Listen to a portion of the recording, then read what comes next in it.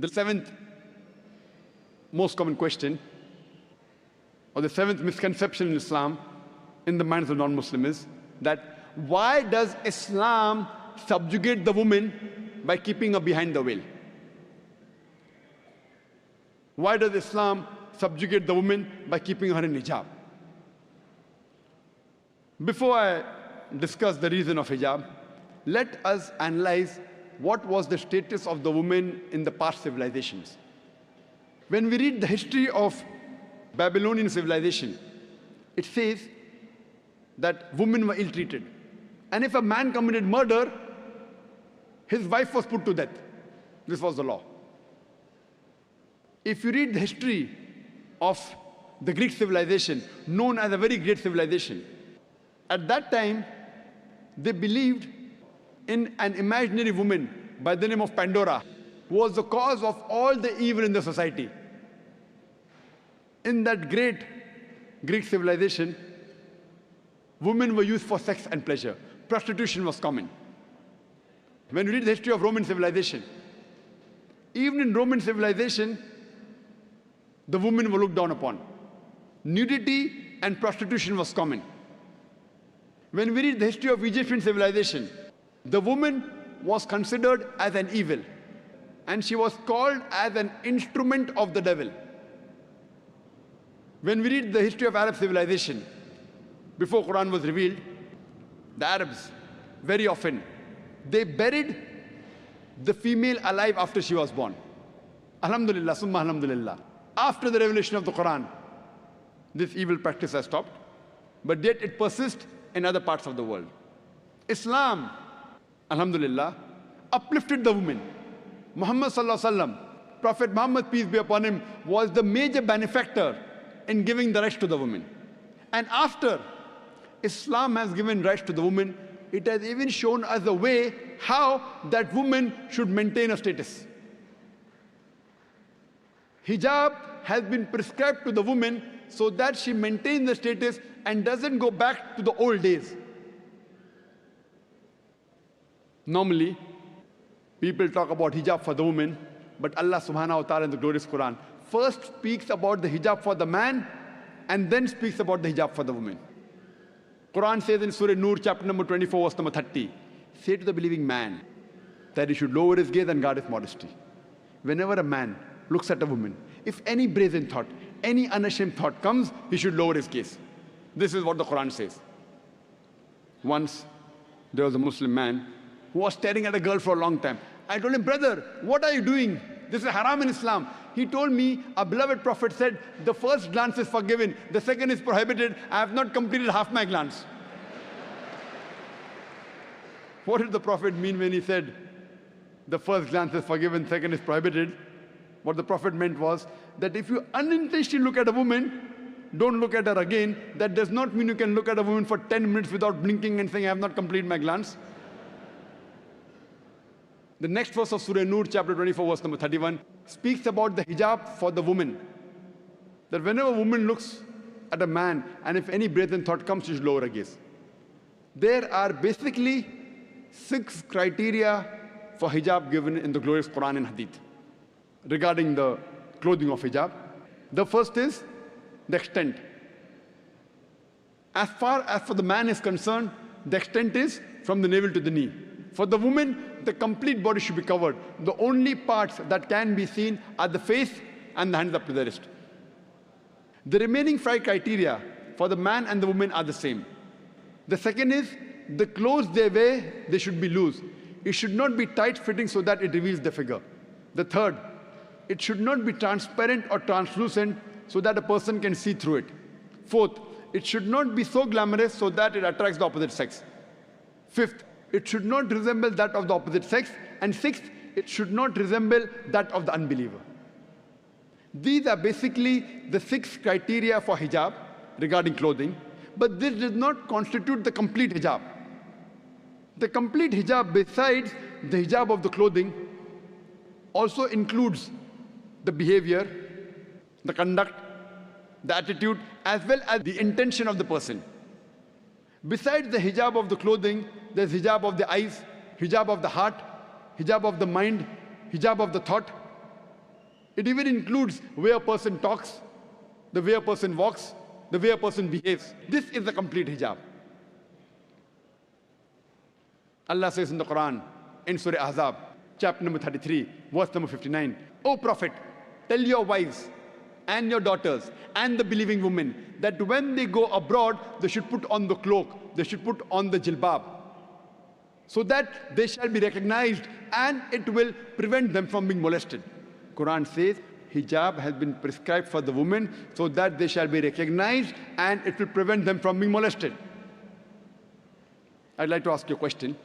That suppose two twin sisters who are very beautiful, who are equally beautiful, if they are walking down the streets of Dubai, walking down along the Corniche, and if one twin sister, she is wearing the Islamic hijab, the complete body covered, except the face and the hands up to the wrist, and the other twin sister, she is wearing the Western clothes, the mini skirts or shorts.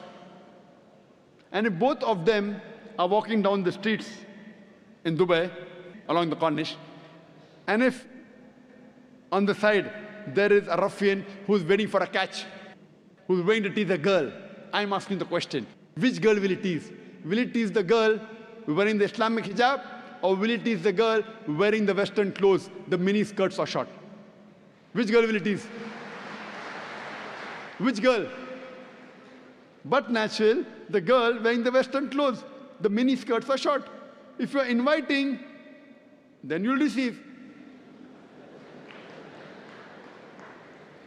Quran rightly says that hijab has been prescribed to prevent the woman from being molested. And after this, if anyone rapes any woman, the Islamic Sharia says death penalty.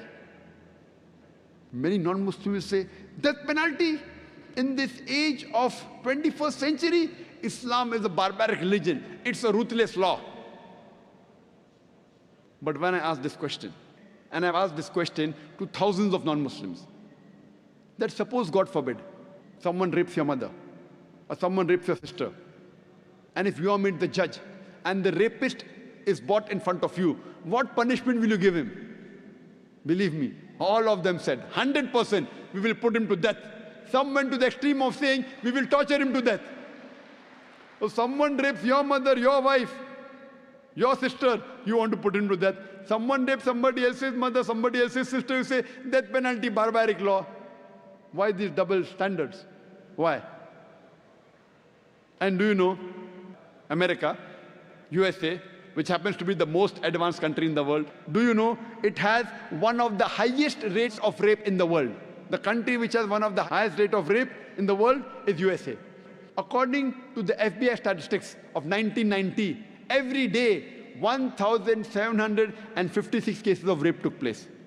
According to the statistics of US Department of Justice, in 1996, every day 2,713 cases of rape took place. 1990, 1,756. 1996, 2,713. Maybe the Americans got bolder. In 6 years' time, they got more bold. If you calculate, every 32 seconds, one rape is taking place in America. You know, we are here in this auditorium for the past 1.5 hours. Already 150 rapes may have taken place in USA till the time we are here. I am asking you the question that if you implement the Islamic Sharia, any man looks at a woman, he should lower his gaze. The woman should be modestly dressed, complete body covered, except the face and hands up to the wrist. And after that, any man rapes any woman, capital punishment, death penalty. I am asking you the question, will the rate of rape in America, will it increase, will it remain the same, or will it decrease? It will decrease. It's a practical law. You implement the Sharia, you get results. That's the reason the least rate of rape in any country in the world, it's in Saudi Arabia. You implement the Sharia, you get results. The Western society, claiming to uplift the woman, when it speaks about women's liberalization, it's nothing but a disguised form of exploitation of a body, deprivation of a soul, and degradation of honor. The Western society, claiming to uplift the woman, have actually degraded her to a status of concubines, butterflies, and mistresses, which are mere tools in the hands of pleasure seekers and sex marketers, hidden behind the colorful screen of art and culture. In the name of art and culture, The Westerners, they're selling their daughters. They're selling their mothers. And you see it very common. In most of the ads, invariably, you have to find a woman. You see an ad of a motorcycle. How many women ride motorcycle? Yet you see a woman in the ad of motorcycle. In the ad of a car, percentage-wise, a small percentage of women drive cars. Yet you'll find a woman in the ad of a car. And I was told about a very famous advertisement ad of the BMW. You know BMW car? It's in competition with Mercedes. The youngsters, they prefer BMW. It has a better pickup. It is fast. Someone told me in one of the very famous ads of BMW, there was a woman who was standing in front of the car with a bikini, and the ad read, "Test driver now." Who? The girl or the car? So in the name of women liberalization, they are selling their daughters. They are selling their mothers. We love our daughters. We love our mothers. We love our wives.